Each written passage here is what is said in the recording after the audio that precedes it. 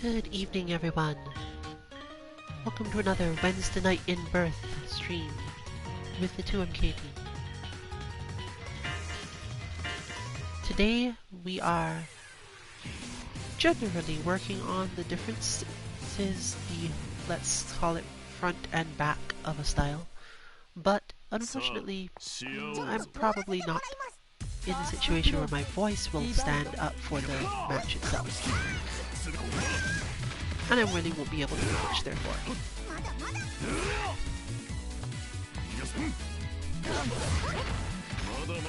So, you will hear me a little bit, but not as much as you'd expect, maybe.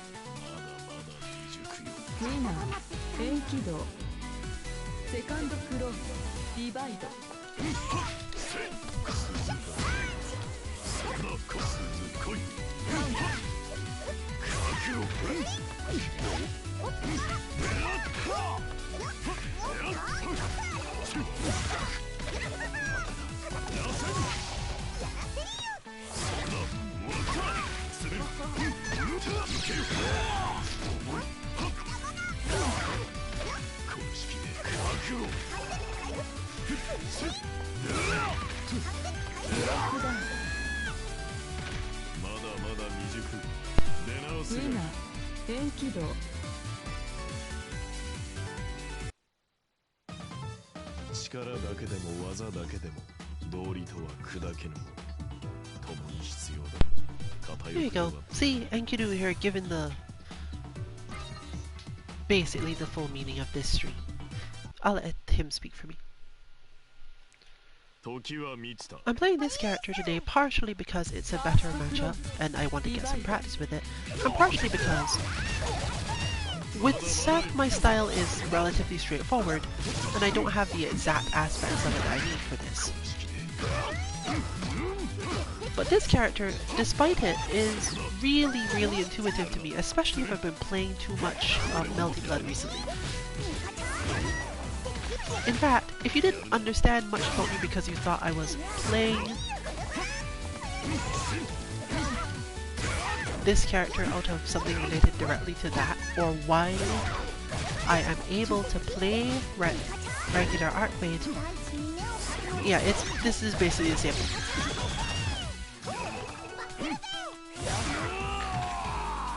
And of course, my opponent very correctly takes the exact same approach. There's no need to defend the same way, but maintaining perfect spacing is absolutely the correct thing to spend your time on.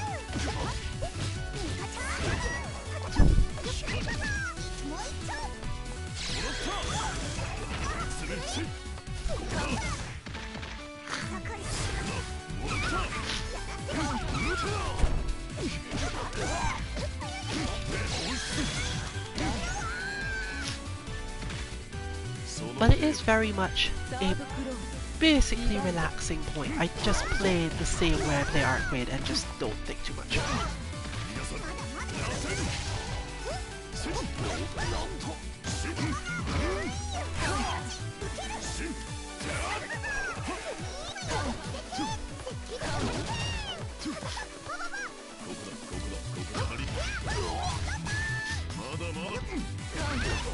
Even the muscle memory will generally work out pretty well.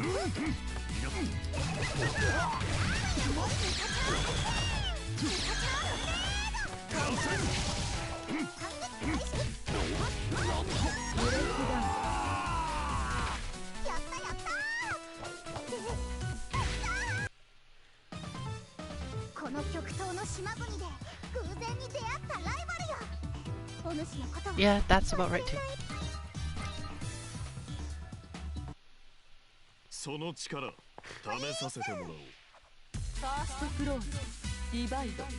wonder if that's supposed to be some actual, like, joke reference, because that'd be kind of cool for them.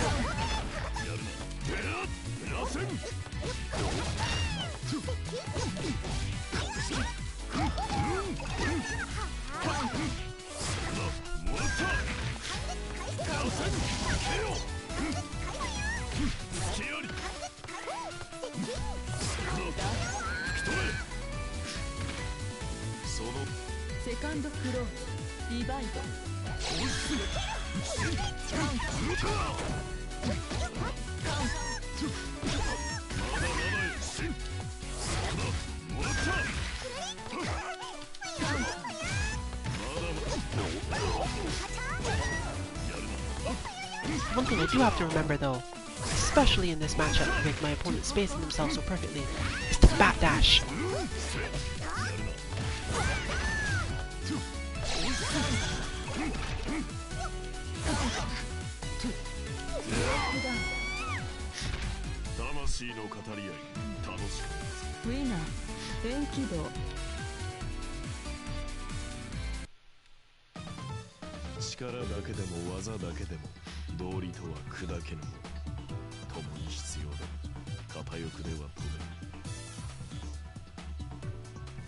So yes, that's a big requirement here.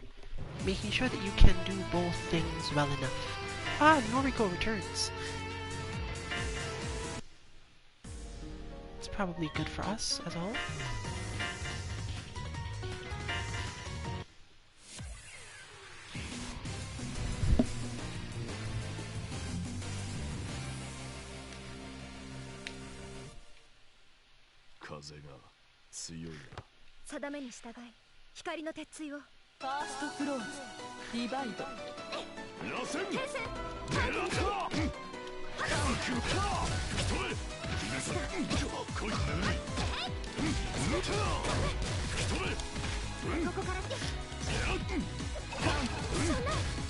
While this game doesn't necessarily have the same scaling issues, if you can call them issues,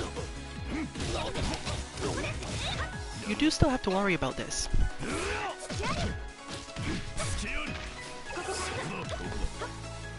Enkidu in particular does like tons of damage when winning in neutral. So when I'm playing against players at my level, he's much stronger.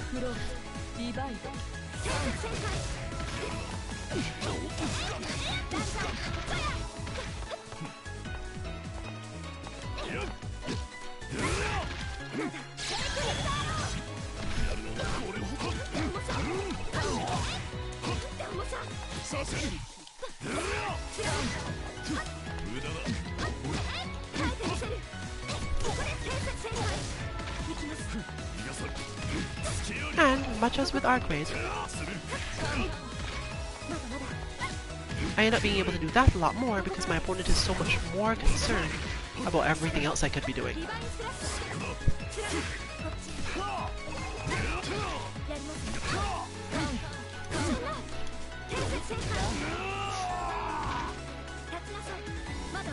Similarly, by winning Vorpal, he does a ton more damage on top of all that.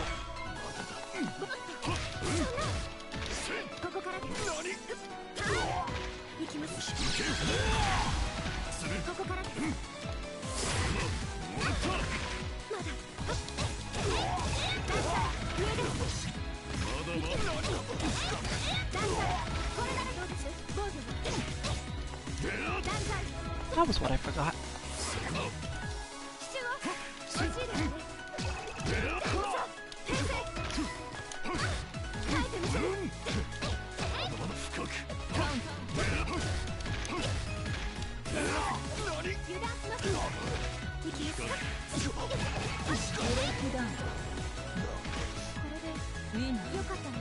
Unfortunately, some of the invincibility that I'm used to from the other side is not available, and I do have to keep that in mind as well. But that was, again, mostly because I really should have just backdashed.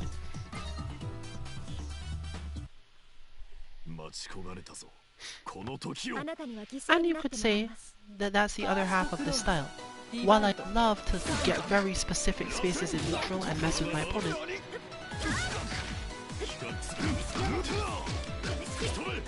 and make them have to think about every single little positioning that they have and what will follow on from it, at the end of the day, I must also be willing to just get out of the way. Fortunately, he doesn't even backdash all that far, making it even easier to maintain the position type I'm talking about. Whereas what you just saw is, for example, Oria's backdash.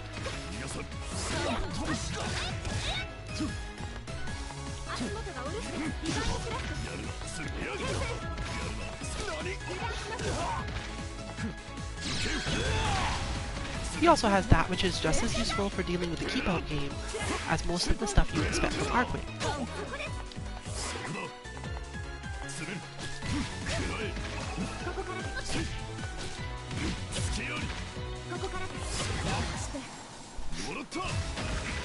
And similarly, if the opponent keeps on giving me space, my skill type allows me to move more easily through those spaces.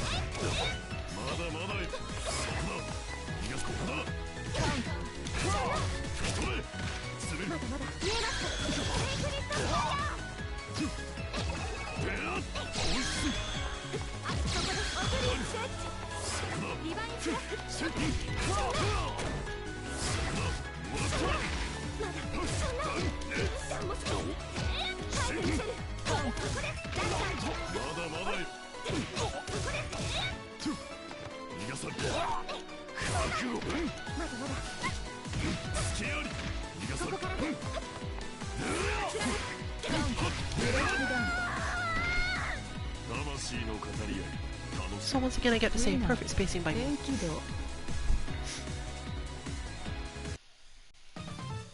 常識の束縛から放たれる生身では想像も及ばぬ手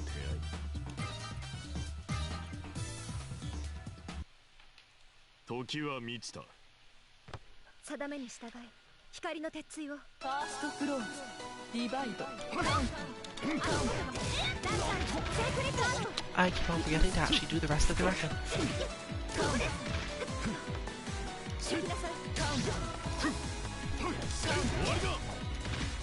It's not a very damaging move, but that's not what it's for.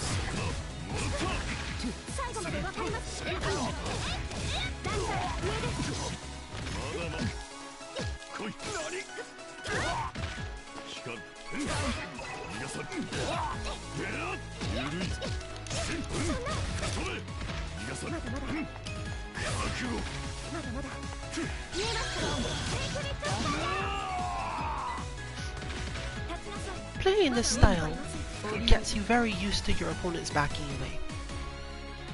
And understanding what they do in that space can't be enough. It's most important to understand when you need to basically get them to stop doing it in some other method.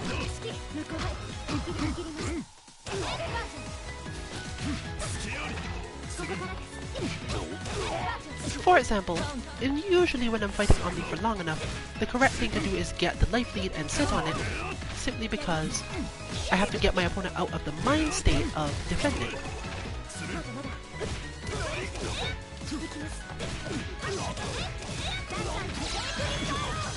Without that, I will be constantly putting myself in bad situations because Omni will just defend against me indefinitely.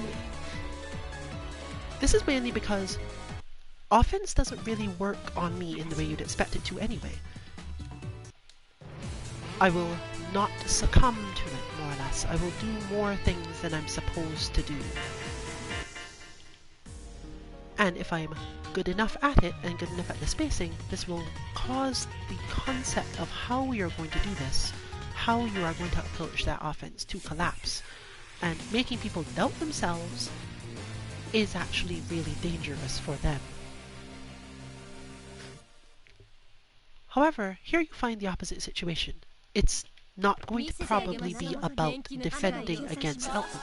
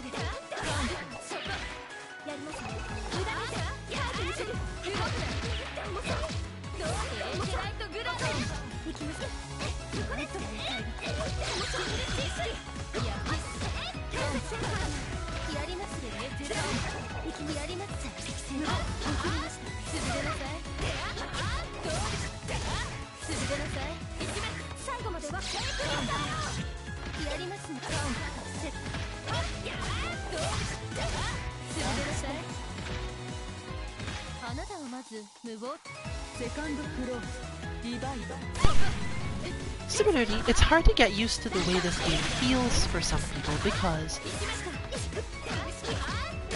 the way that combos tend to start means that if your opponent has the skills, they'll almost always do around 25 to 2800 damage, which is quite a lot. Effectively making it so that every hit that they are even possibly expecting to do can be put up to that level. And of course, it's important to eventually train all your combos to that level. But if you're facing off against most people that you know really well and they have approximately equal damage output to you, it's usually fine.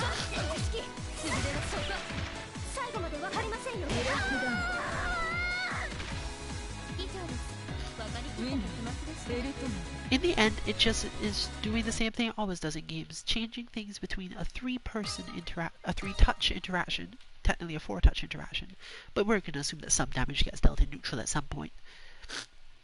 If you're not good enough at your combos, it can become a 4, a 5, or a 6, and that alone is enough to make you lose the matches, but so it is.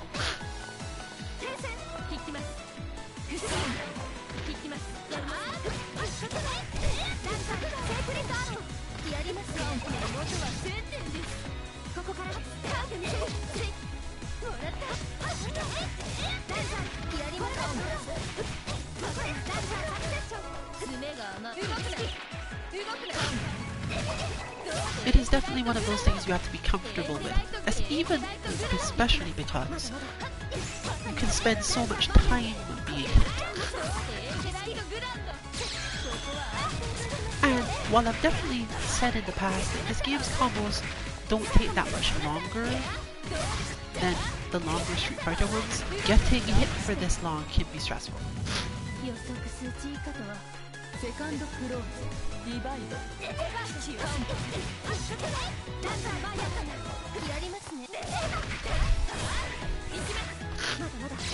But really, in the end, it's still the same to these two. They're both basically going, I need to decisively, intentionally win 4 interactions. And it's because of that fact that the rest of my game, your understanding of how to play this game, must be based so heavily in movement and certain aspects of defense. Because once you mess those up,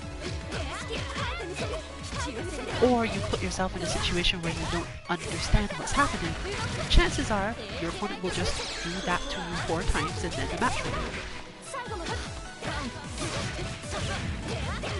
This gets worse and worse as they actually win in a real different way. Basically here, having Vorpal is a quote-unquote real win condition, because it changes Eltnum's as a character to basically 3 interactions instead of 2, and increases the skills she has to lock you down for longer and play neutral better.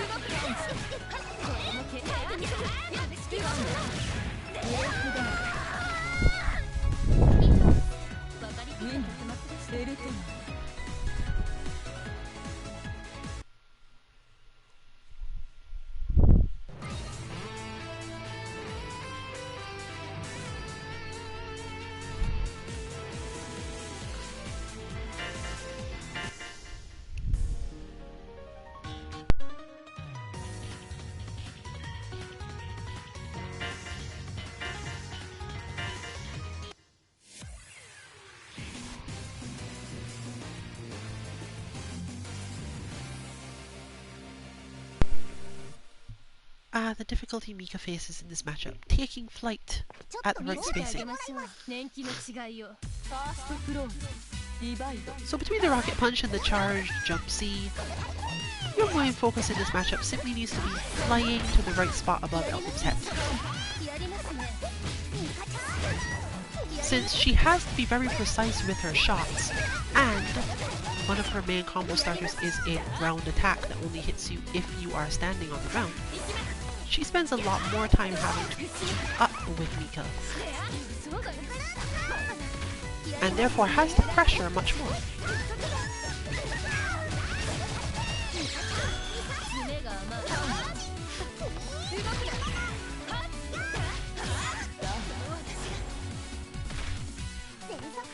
セカンドクローディバイド Outland does have a lot more capacity for neutral damage in this matchup. Even if you are in the air enough, she can play relatively defensively and just basically land a lot of shots. From the Mika side, therefore, you have to have your pressure more or less on point and try not to get caught in a situation where the Outland player has decided, okay, I'm willing to attack now, because once she's decided it's okay to start attacking more seriously and not just try to use her longer range attacks, the matchup becomes harder. But at least it's harder in a form that is easy enough to understand and continue doing.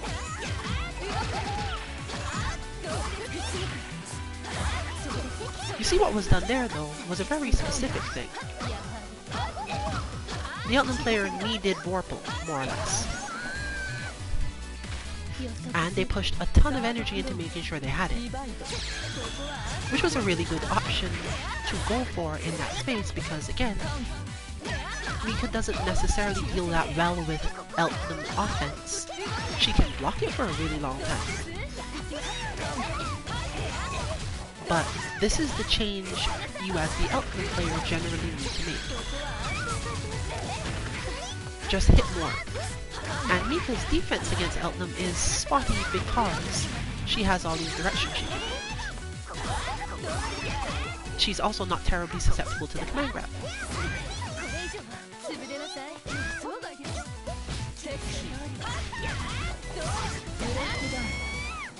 I can't say that I have any specific suggestion for this situation because it's when the match has gone back to being about spacing, understanding, recognition, those sorts of things.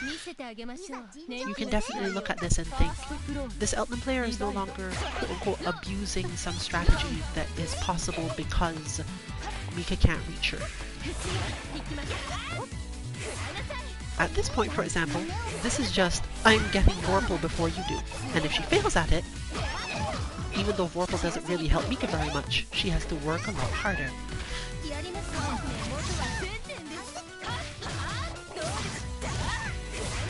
Technically the same thing is happening now. She's fighting for Vorpal, and once she has it, the matchup will change a little bit.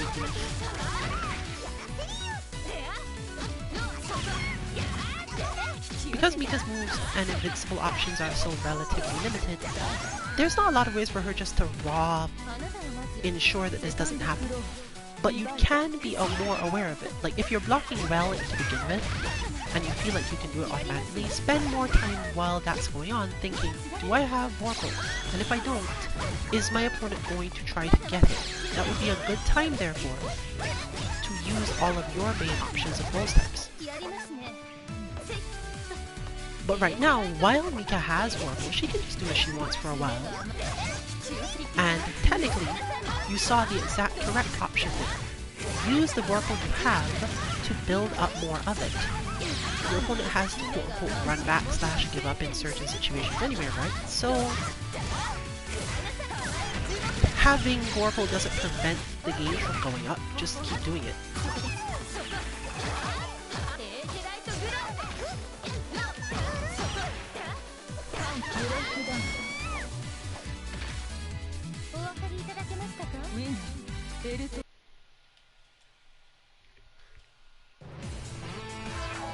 A new sacrifice comes to you. This is a matchup where going for Enkidu isn't a good plan, but I'm doing it anyway today.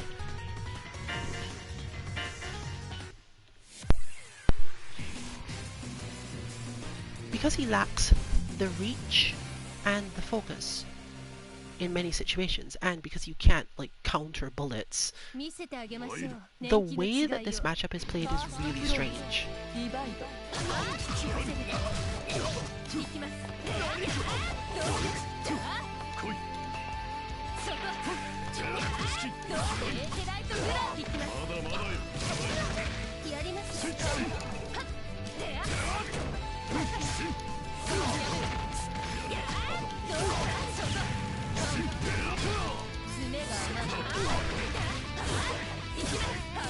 Your biggest bet is more or less the fact that even though Eltman does things at close range that are very powerful, there are gaps. Other characters have to respect these gaps up to a point, but Enkidu really doesn't.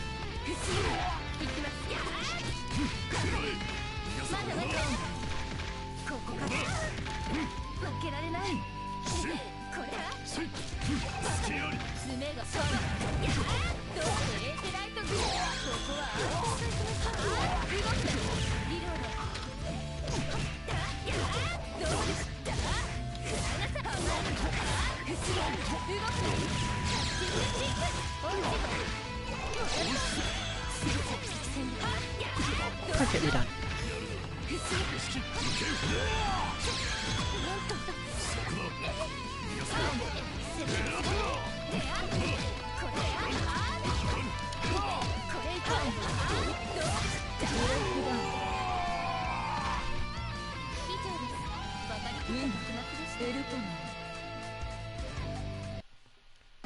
Forcing your opponent to move is the main way that this matchup works. And to do that, you have to understand a lot about the gaps where Eltman shouldn't hit anything. But she could try, it's just that the thing she could try to do would be too slow.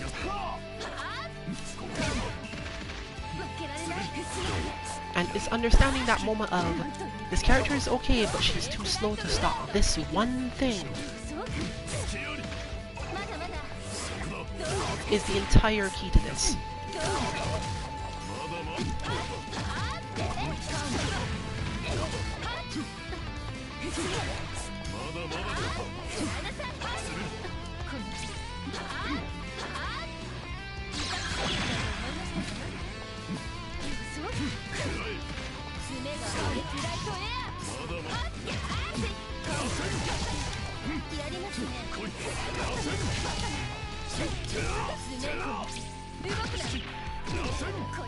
I pressed the wrong thing.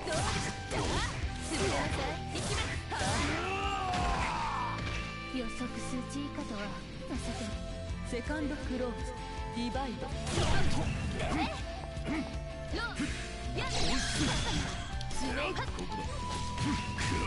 やりますね。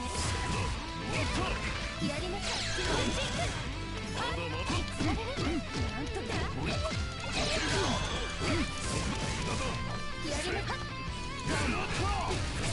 やります。やります。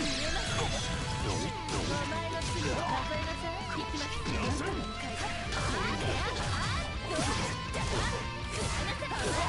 Couldn't keep the bundle. サードクローズディバイド爪がここからね。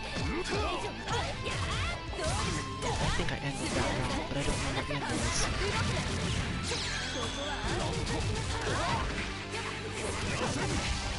やりますね。元は成功。逃して。やりますね。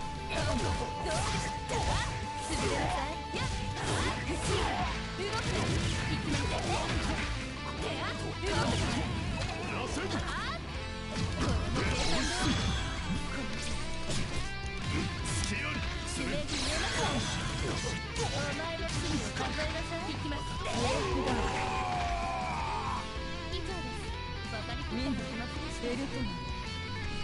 So from my side, that was a good match. I was able to watch everything that was happening and go, oh, this is a gap that I thought could be beaten that way, but it can't. And this is a gap that I didn't know could be beaten this way, but I tried it and it was. So I've managed to get quite a lot of experience out of that, simply because my opponent plays that fairly standardly. But that's a good thing. There's no specific way. That's one of the things that makes Enkidu such a relatively good character. There's no way to just do whatever you want against this character. The cost being that he isn't specifically great at doing any given thing, and you have to play in this way. You have to constantly be thinking about gaps and intimidations and things like that. I didn't get to talk much or do much about the bat dash because it really doesn't help in that matchup. You're going to get caught by nearly everything she does anyway, so just don't bat that, Ash. Just go all in on the one front side of the matchup. ファーストクローズディバイド Here, the situation is a little bit different. Because Akatsuki needs to get in front of her without attacking. Because if you think about his tools, this is like the most obvious strategy, but it's also... I guess it's not really the most obvious strategy, but once you've been beaten up by enough by everything else, that's probably what you have to do.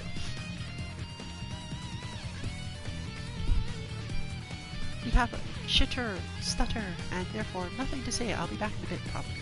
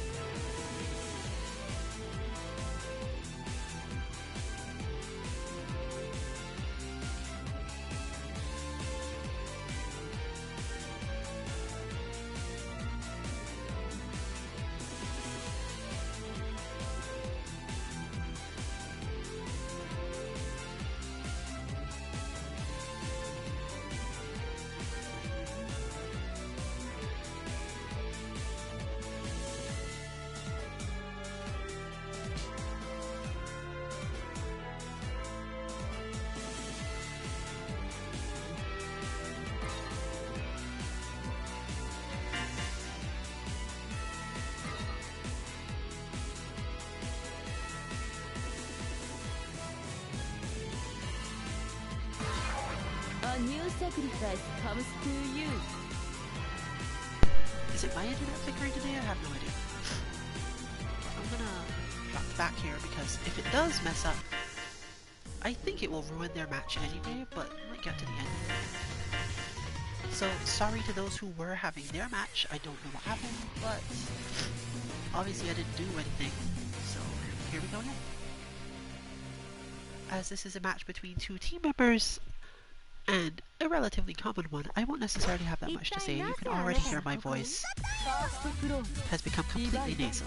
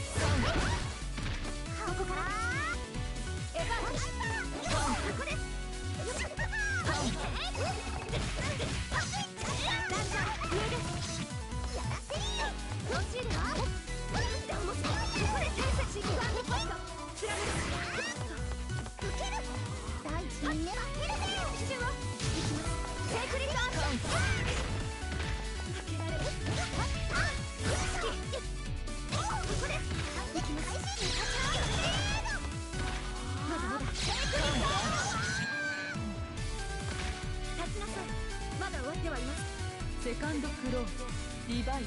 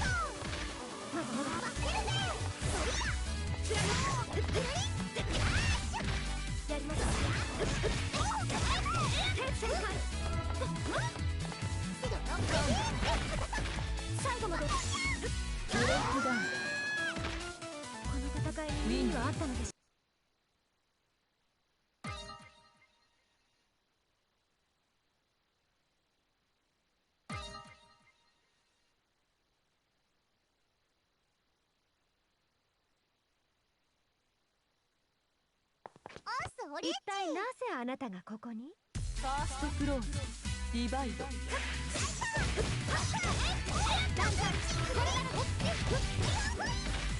だまだ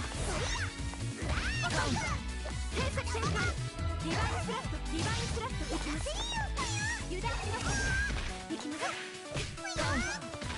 まだまだ無効化する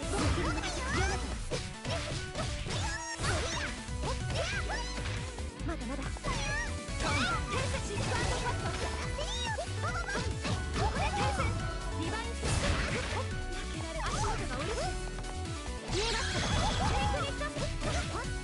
クリットいきますここで天才戦艦回収しディバインスラット勝敗は決セカンドクローディバイド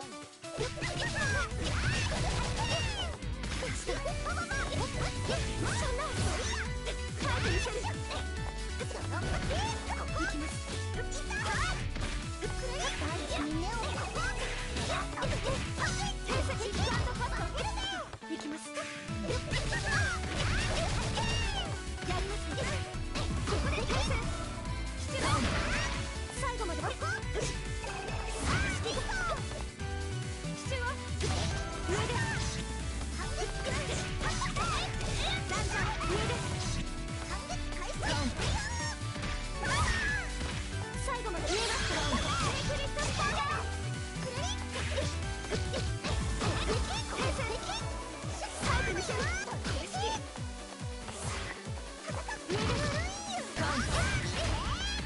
最後までは無効化油断しましたいきます遅いです負けられる軽い耐えてみせる耐えてみせる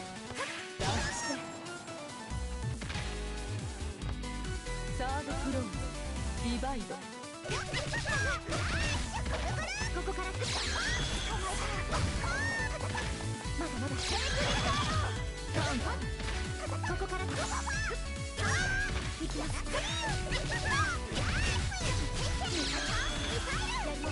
ここで天才シックアンドカット奇襲をいきますセーフリットアロー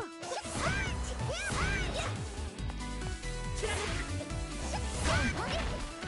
最後まで分かりますかここで天才シックアンドカット無駄です足元天才戦艦いきます第一に根を張り上げいきます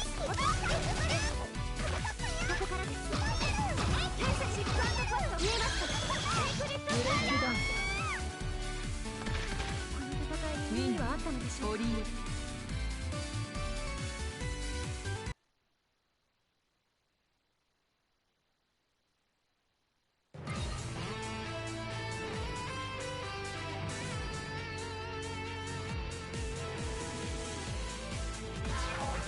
A new sacrifice comes to you.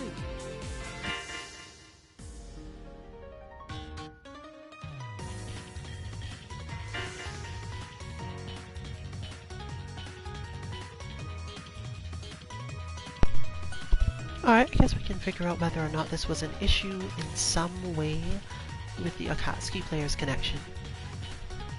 Because if it is, it'll probably just happen again.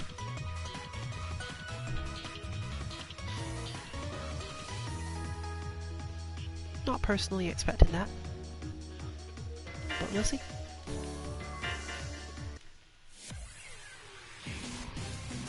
I don't think we started terribly late.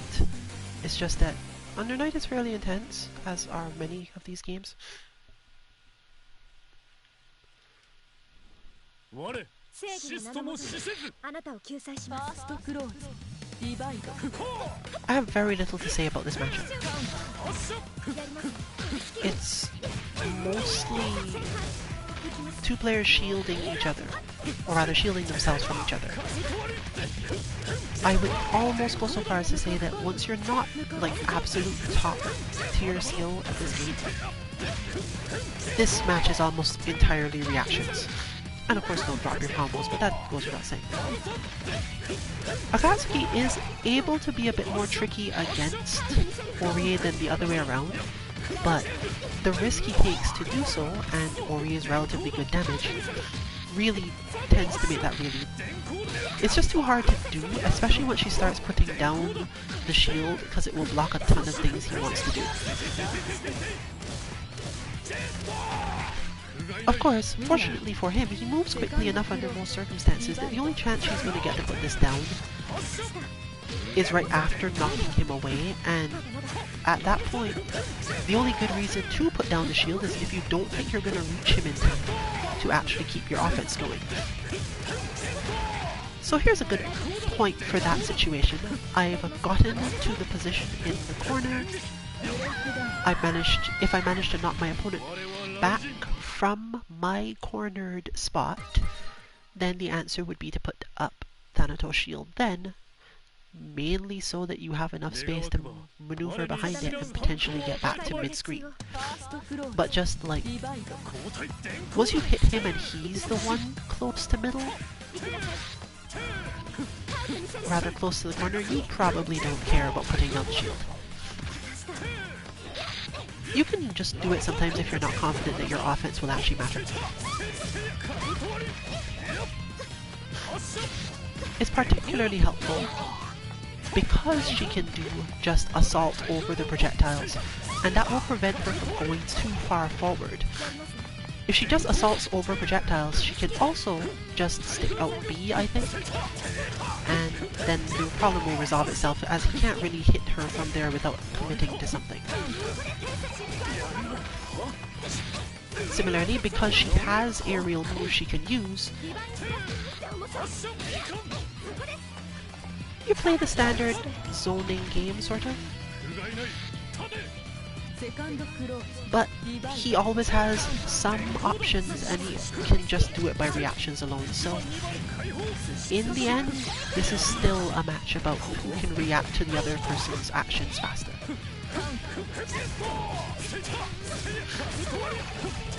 Since most of what Akatsuki is doing, for example, isn't actually unstoppable, it's just a question of, can I catch this when it happens? As you can see demonstrated, you're not necessarily in a great position if you don't manage the actual stopping. You can manage to punish if he messes it up, but most people will not mess it up for long enough, and if they do, your damage isn't going to be high enough for it to matter.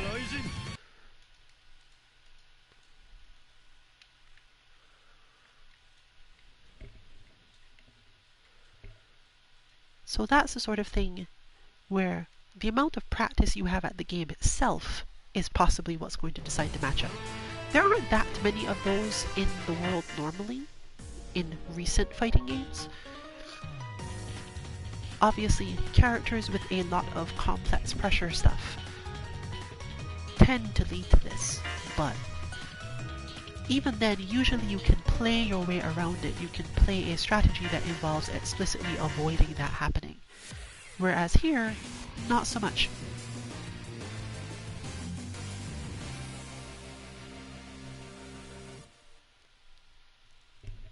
Fortunately, the way Akatsuki moves and the types of punishes he does means if you have an uppercut and you feel like you could react in time, just uppercutting is often a good idea.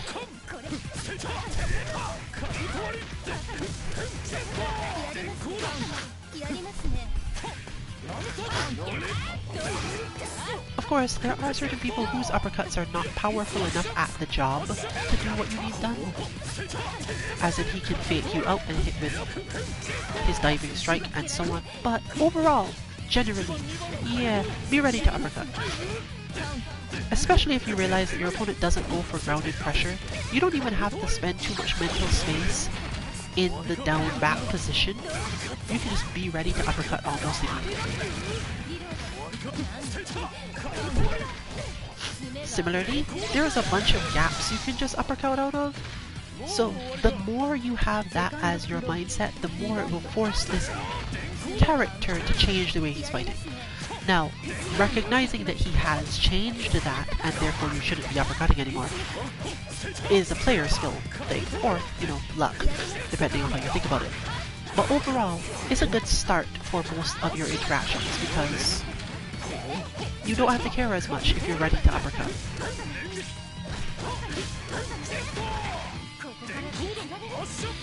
Especially if you're the sort of player who has the practice at staying in that state, being ready to uppercut, but continuing to block right up until the moment where you actually do so.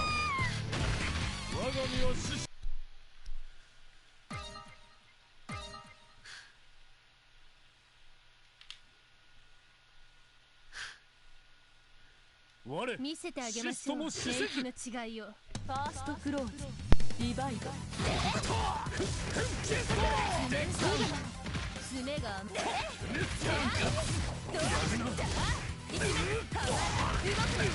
リロード。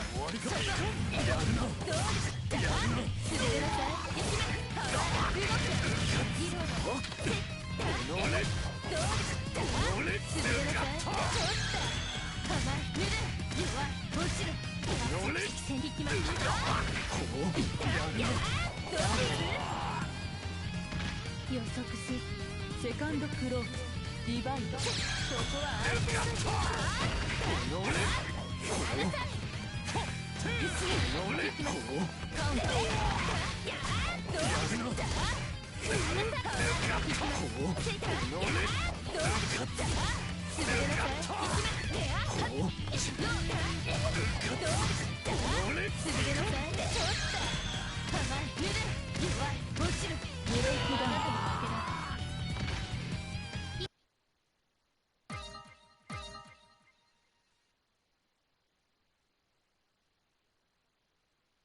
ルキことの名をこの上に積もりかし。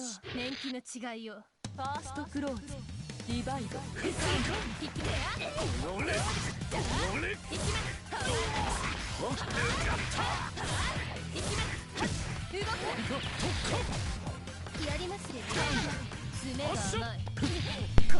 Huh. That was not necessarily a situation where I thought, oh, uppercut will help, but it did.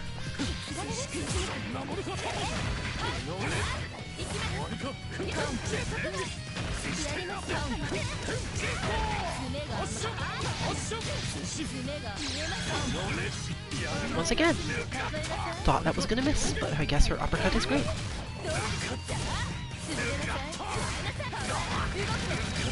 Don't go trying that with most of your characters. Most characters will get hit there. And as you can see, the change of the way that the cutscene must approach now means that more likely that bad things are going to happen because they have to fight slower. And fighting slower is not going to help. No way to know which side you were going to be on. I would probably bait here. But it looks like that wasn't even necessary because they didn't end up on the same side. Yeah, this whole thing, I don't, even I was not so sure that it was going to do this much, but here we are.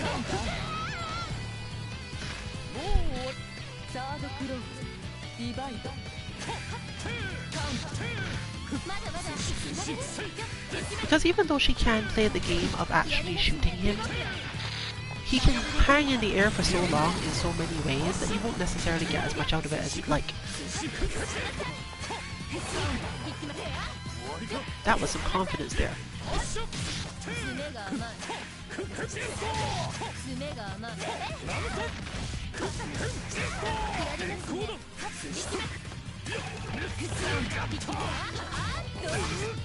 And there's an adaptation, probably one that I'm not sure how well it works, but I definitely can tell that it's an Elton player's way of thinking.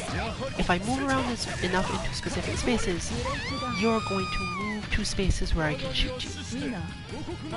And personally, I'm counting that as extremely valid. But, of course, the issue comes in how long would you have to practice for that to work? Still, this is technically practice, and therefore, you get what you can.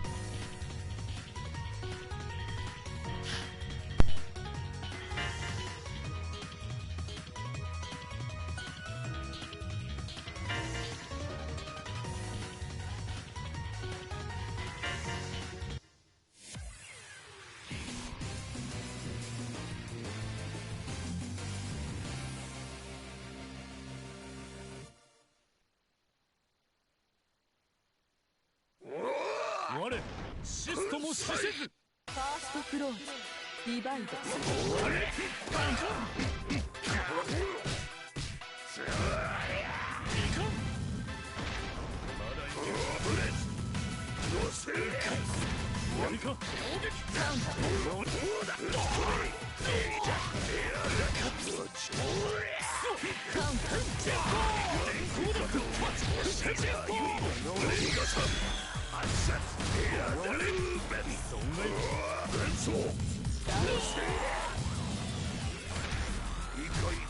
セカンドクローズディバイド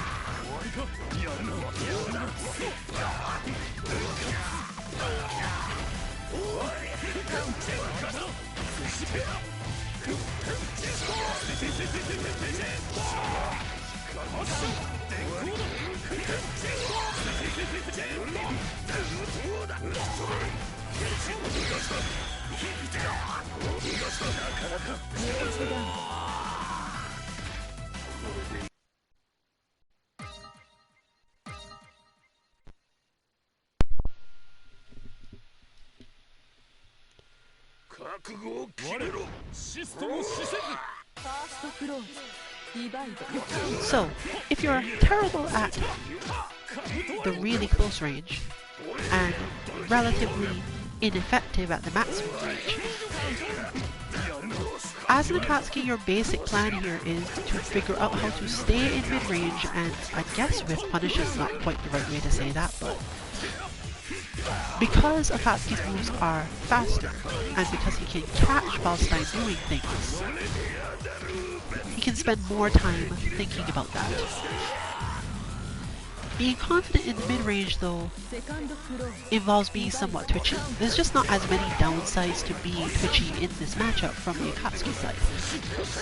And you see it shown there, using the projectile more so as a shield to get into the mid-range will generally work, because if Wildstein punches the projectile, recovery says that he can't punch the person.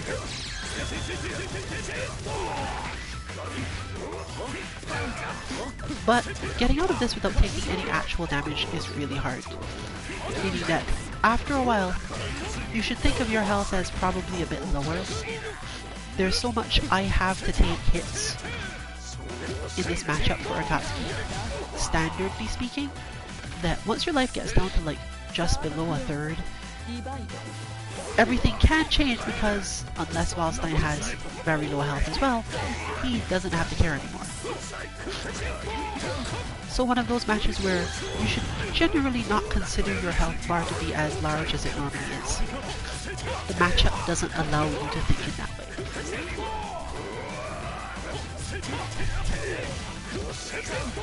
However, this is fortunately, if you are a player of Akatsuki and facing Wildstein, this is one of the matchups where our bot helps the most, because you have to spend so much time doing the things you would need to deal with this specific way of playing.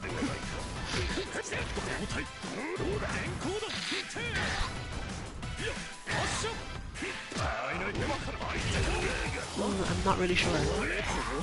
On the one hand, trying to go for the zoning here is good because you only have to land one hit more or less with any projectile or anything. But technically, in terms of health, we're already in a position where basically Wildstein only had to land one hit too. Fortunately, for our Akatsuki, the Wildstein fell slightly short, and did in fact get to take that final hit instead.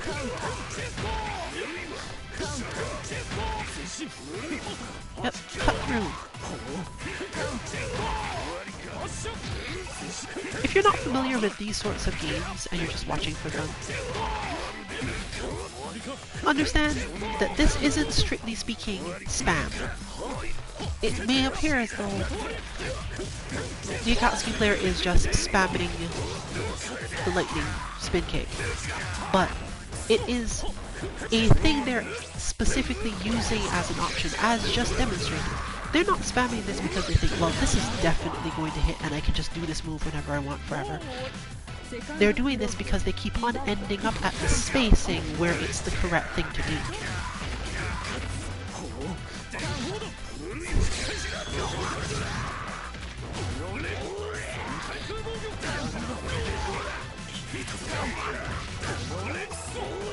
But almost there. Unfortunately now, this match is very difficult to win, if not unwinnable. I wouldn't necessarily go so far as to give up, but don't expect a lot from yourself, and don't spend your meter trying to do it.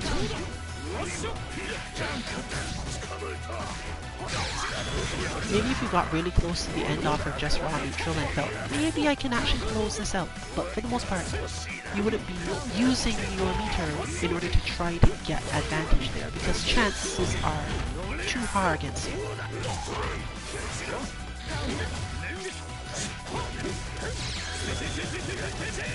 Corner carry, just enough health to keep going with this, but again, unfortunately, that drops in weird ways. This isn't actually so bad given the specific position on screen they were in, and you saw the lightning one immediately take that option. Letting them continue to fight. And because of how I did something in the rotations earlier to get everyone back in, yeah.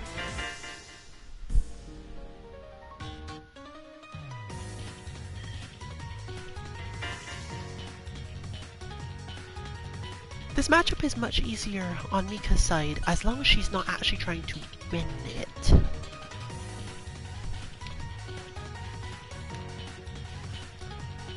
To explain what I mean by that, Mika's defenses against Akatsuki are functionally perfect. It isn't even like the same situation as Elton where you have to be fast about things. She's just basically perfect. This comes from the fact that unless they change something, she can use her blast punch to stop a projectile and then cancel that blast punch because she blocked a projectile. If this is no longer the case, then I'm not really sure. It then becomes even more just, I'm going to sit here and stop you. But because of that, you should generally assume that most Akatsuki players are not going to fight like that. Throwing projectiles? No, who's going to do that? That's a waste of my time.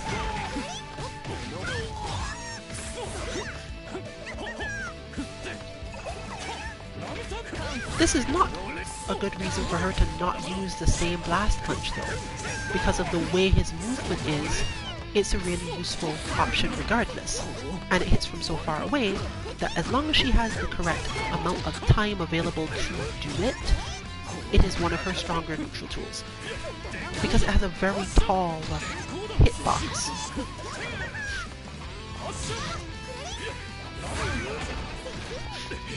So he spends a lot more time basically not being able to pierce through using his specific spacing skill or ability types than many characters.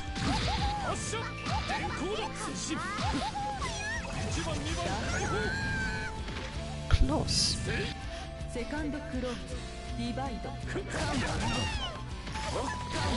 And we're back to, okay, I'm going to expect to need to uppercut. That one was just slightly off spacing-wise.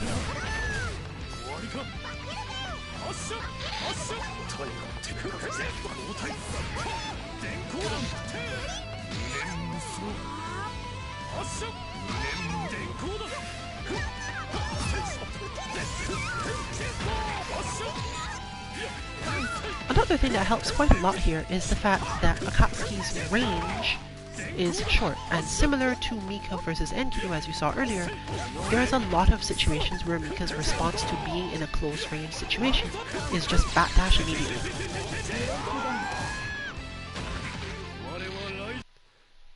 This is particularly true under pressure conditions,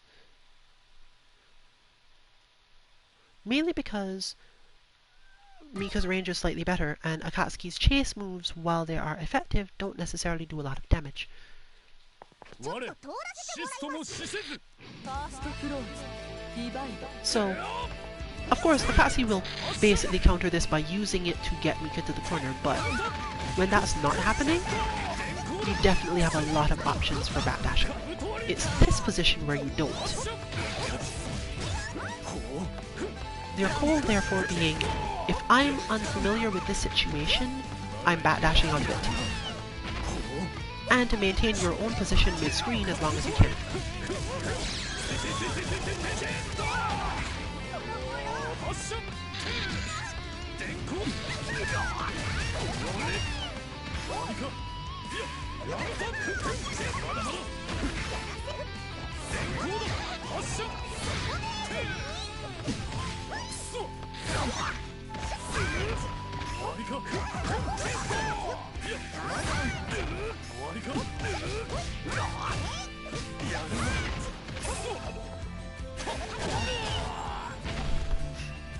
Corner guard activated, ready on the uppercut. ディバイド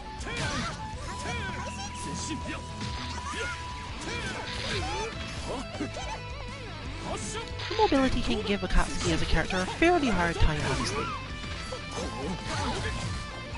But because he can defend himself so relatively well from a bunch of stuff she otherwise does, it turns out fairly even in my opinion.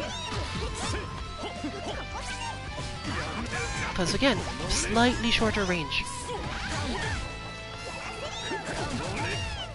And again, ready for the uppercut. I'm not sure why that one turned out that way.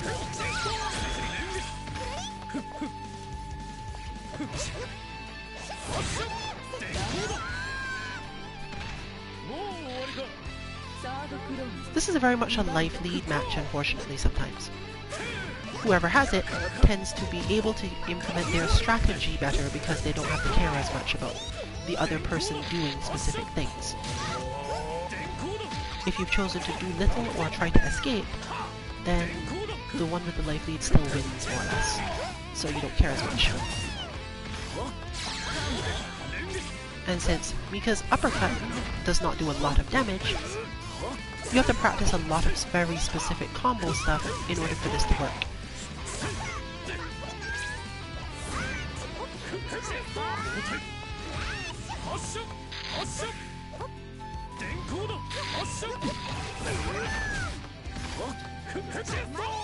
But here we have back to mid-screen control.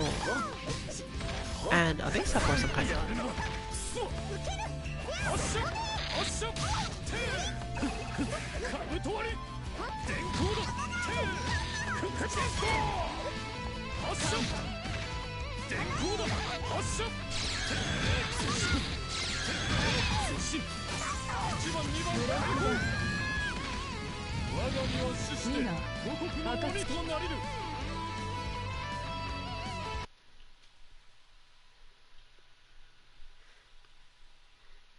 It took all their meter, but they had meter to use.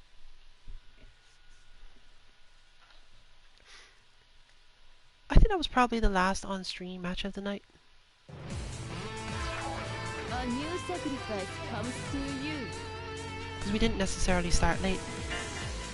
You can join us tomorrow for our Feeling Thursday stream for King of Fighters 15. You can find all of our bots at 2-mk.org. And whether or not we are in fact streaming, especially if we have the EU timing for the stream tomorrow, is available, as with all our other information, on our Twitter 2_mk_FGC. This lounge is likely to stay open for quite a bit longer, though I can't say who will and will not stay in it. But I think I've said all there is to say for now. And therefore, this has been Rillian for Team 2MK. Good luck with your training and good night, everyone.